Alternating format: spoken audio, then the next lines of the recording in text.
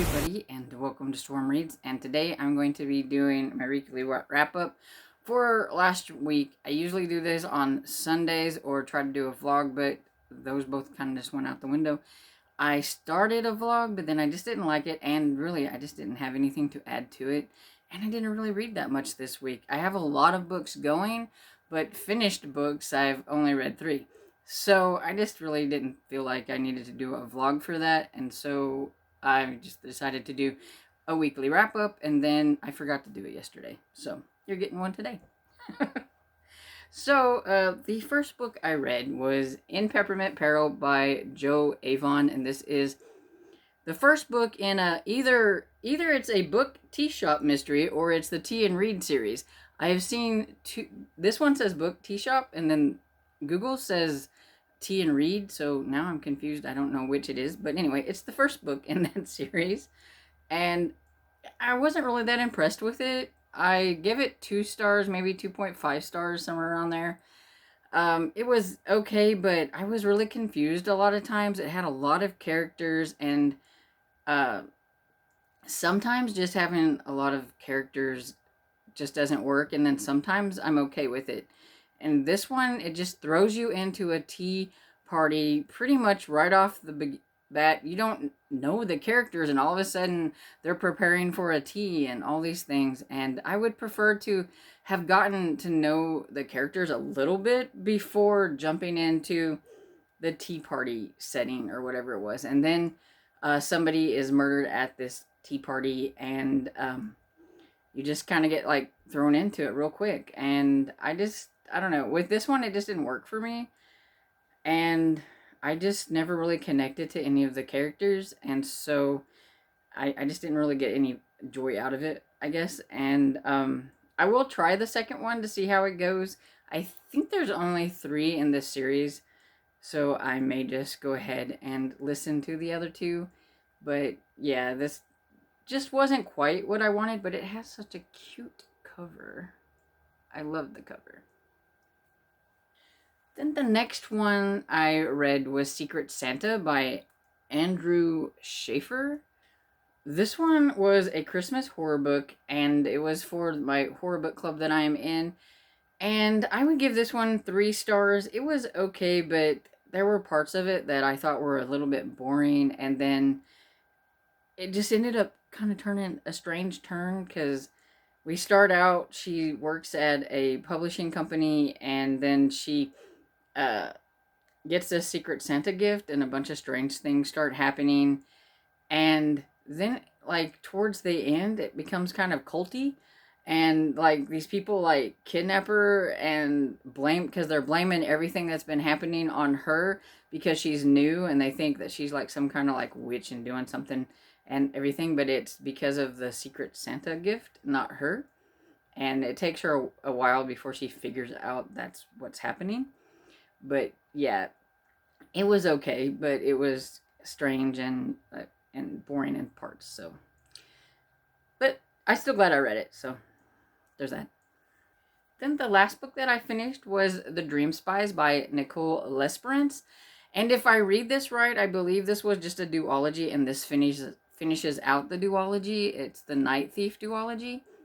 At least on Goodreads it says it was a duology, so I'm thinking, I mean, the way it ended, it it could still, I mean, like, there could be another one, or there couldn't be, because even the first one, I mean, the first one uh, ended just fine, as if it didn't need to be a series. So that's why I don't know, but I think this was the ending of the series or duology.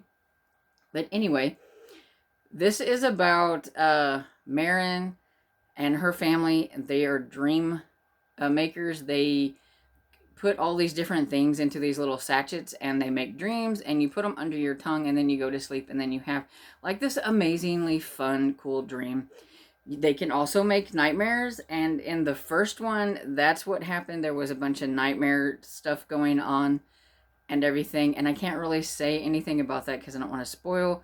But in this one, Marin and her sister Haley and her grandmother Lishta, I think is what her name is, they go kind of undercover to this dream camp because they think there's something fishy about it.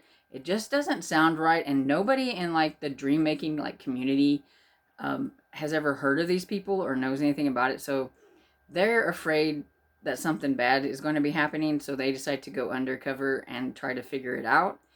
And a lot of adventure ensues.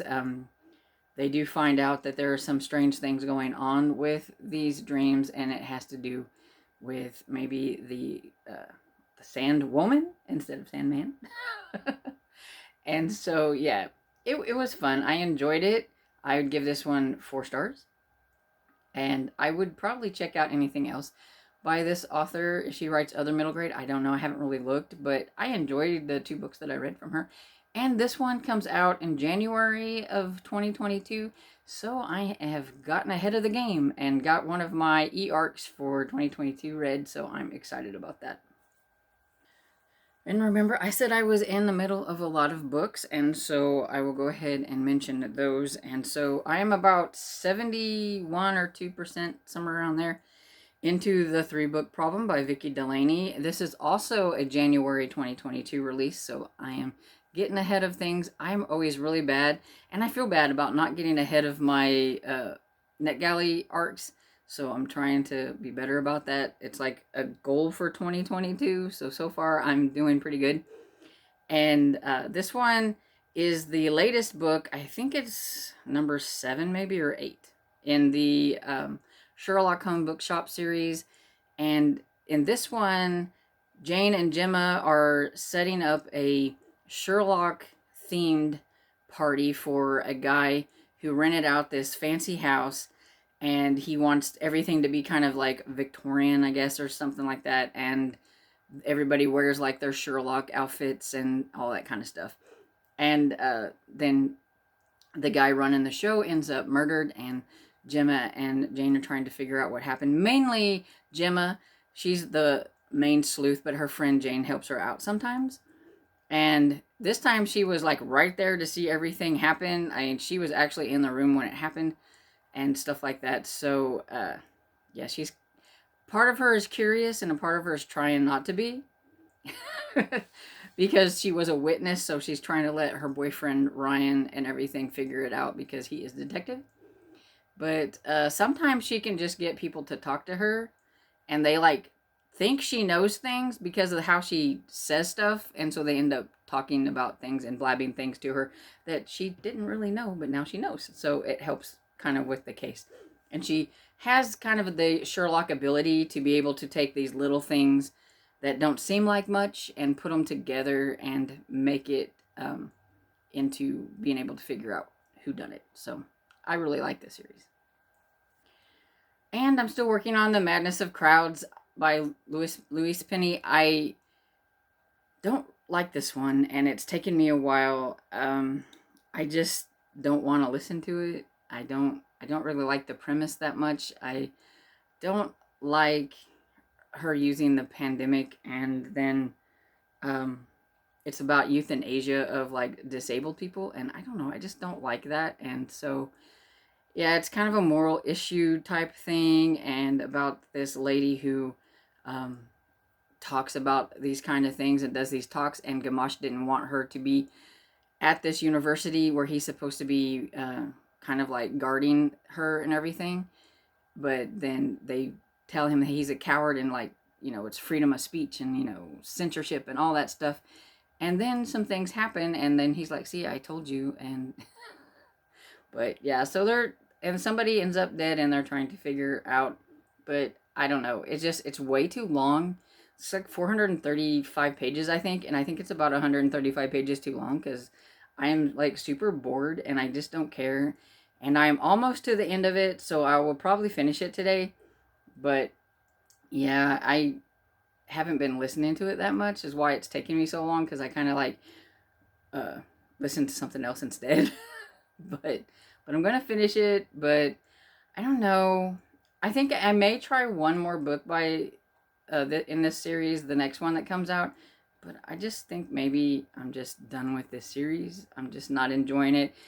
It got kind of went kind of downhill from number 8 after number 8. And I've been trying to hope that it goes back to the way I liked it, but it just hasn't. And so, yeah, it happens sometimes with long running series. Because this is the latest one that's like, I think, number 17 and everything. But I really liked Inspector Gamache at the beginning, but I just not really liking him now. And so one of the books that I was listening to instead of listening to The Madness of Crowds was It's Beginning to Look a Lot Like Murder by Maria Del Rico. And I think I'm about 60% into this one. It was a really easy listen. This is the third book in the Catering Hall series. It's the pen name of one of my favorite authors, Ellen Byron.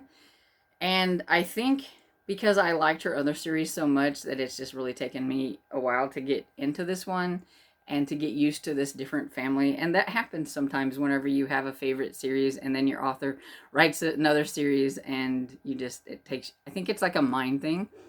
But yeah, I think I'm liking this one a little bit better. And it's about her friend Jamie finds out some information about him, and he also finds out that he could have a brother, and but they think that he's kind of running a con on Jamie, and then that guy ends up murdered. And so, of course, Jamie is a suspect as well as his brother, and so she's got to figure out what Mia has got to figure out what's going on because she knows that Jamie would not have done it. So it's not bad.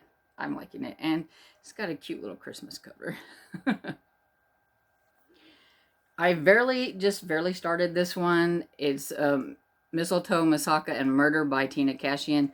This is the last book in our series, Read Along with Killing Time with Cozy's Discord group.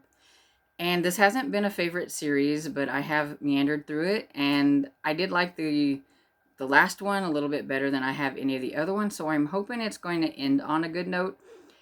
I think I may be only like 2 or 3% into it. Like I said, I just started it, but it is one that I need to make priority this week because we're going to be discussing it this coming Saturday, so I really need to get it read.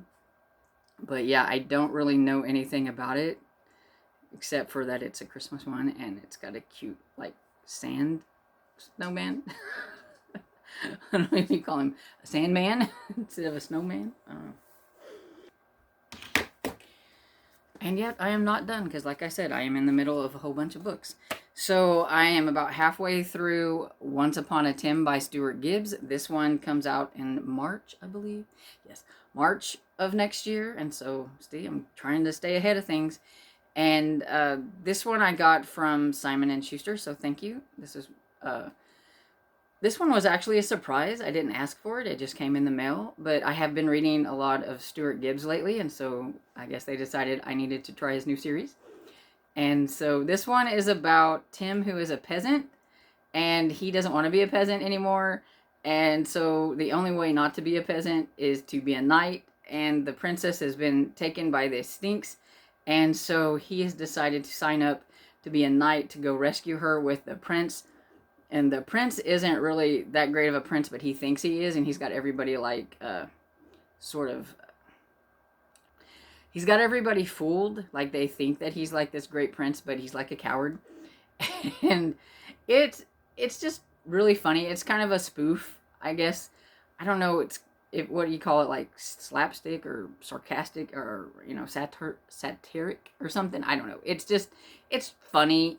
And, you actually get to learn. It's a good learning tool for kids because the author has these. Let's see if I can find one. He calls them IQ. Here we go. IQ boosters, and there's like a little deal here, and so the word up here is the IQ booster, and like that one is malodorous. Malodorous. Anyway, and then it says, I recognize that you might not know what malodorous means. Occasionally, I'm going to drop a big word in here and then share the definition. That way, if your parents ever start giving you grief for reading a book with lots of pictures in it, you can tell them it's actually educational. And so then he tells you what the word means. And so that's why I said it. It's kind of like a spoof. It's funny. It's just got these cute little pictures and stuff in it and things. But yeah, it makes me laugh. It makes me chuckle. I think little kids would really enjoy this. I would call this, I guess, a short middle grade. It's not really necessarily, I don't think, a chapter book, but it's like a short middle grade because, yeah, it is pretty short. But it's been fun. And I haven't made any more progress in this one, but I'm hoping to this week, and that's Fearless by Mandy Gonzalez. And this one is about Monica, who wants to be a star on Broadway, and she finds out that she gets to be the understudy. And so she's going to New York with her grandmother to pursue the understudy and everything. And when she gets to the theater, I think it's the Ethel Merman Theater, she finds out that there's some kind of curse on it, and that there's some kind of mystery that she's got to try to figure out with the others that are going to be there. So this is my mystery for the Cloak and Dagger for a Read a middle grade book. So I'm hoping that I can get this one done this week, or at least make a lot more progress than I have. I mean, it's short, but I do have all these other books that I'm trying to get into. So that's currently all the books that I am in the middle of. See, I'm in the middle of a whole bunch. And I would like to start Plus One for Murder by Laura Bradford. This is one of my favorite cozy mystery authors, and I was so lucky to have won this book off of a Goodreads giveaway. I rarely win those, and win one that I am like really, really excited about. And this is the first book in her new series that came out, I think, December. This month. Yeah, I think it came out this month. I think. Anyway, but it's the first book in a new series, A Friend for Hire mystery, and it just looks really cute. And Tiffany from the Beach Bum Bookworm has already listened to this one and said that it was really good, so that even makes me more excited because I really do like Laura Bradford. Once I finish A Madness for Crowds, I can add another audiobook into the mix, and I would want to get to The Man Who Died Twice by Richard Osman. It's the second book in the Thursday Murder Club, and it's kind of ticking away, sitting there on my overdrive, and there are people waiting for it, and so I really need to get to it. I don't want to have to wait for this again because I got lucky and got the audiobook. I didn't think I was going to get it. I thought I was going to have to read the ebook, but I got the audiobook, so I was excited because that's how I listened to or read the first one as I listened to it. So I'd like to continue to listen to it, and I enjoyed it on audiobook. So there's this one. I have absolutely no idea what it's about. I just knew it was the second book in the series, and I'm using this also for my Cloak and Dagger Christmas. So I want to get to that one. And another one I would like to get to soon is Jingle All the Sleigh by Dakota Cassidy. This is the first in Marshmallow Hollow series, and it looks super cute, and I like Dakota Cassidy. She's kind of, I don't know, funny, quirky, snarky kind of writing in a cozy mystery, and they're usually really short, so they're like usually about 5 hours or under when you listen to them on audio, so I can't wait to get to that one. And I think that's about everything that I have to talk about in terms of books that I am going to be reading or hoping to get to if I have time. But as you can see, I have a lot of books in the works, so I might not have time to get to some of the other ones, but I'm hoping to. And so I hope you enjoyed this video, and if you did, please give it a thumbs up and subscribe, and I'll see you all in the next video. Bye!